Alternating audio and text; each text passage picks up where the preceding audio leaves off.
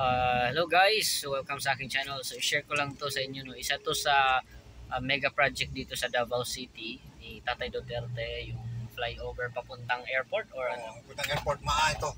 Flyover. Flyover.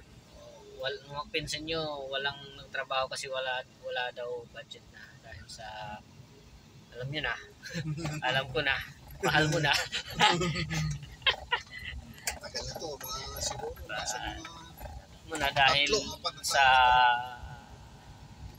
administrasyon niya yan. Sayang napagpatuloy ito, magandang project to dito sa Davao. Malaking tulong to sa traffic. Oo, parang sa Bangkok, no? Mas maganda nga to kaysa sa Bangkok eh. Mas makapal yung ano niya eh, di ba? Napansin mo? Gusto yun, malaki. Sa Bangkok, maliliit lang yan. Oo, di ba? Di ba? Sayang tong flyover. Katulad lang dito sa Manila, hindi rin natapos. Di ba may ginagawa din ano doon para sa train ata yun. Ayaw nila eh. Sana naging katulad na tayo sa Bangkok. Sige lang. Anong talaga? Panahon lang. Oo, sige lang. Kapit lang tayo mga... Panahon ng pagkakataon. Mga maka-Duterte dyan. Kapit lang tayo. 2028.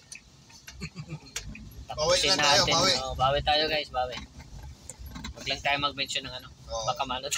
Red flag. Bawi lang. Diba? Sayang ang kaba. Guys, di natapos. Hindi kasi pinondohan ng ano, present government natin. Sayang. Tahimik gawa. Pagbigay sana ng trabaho dito sa taga Davao. Katulong pa sa Davao. Yan lang guys, walang magagawa. Bawi tayo guys sa 2028. Thank you.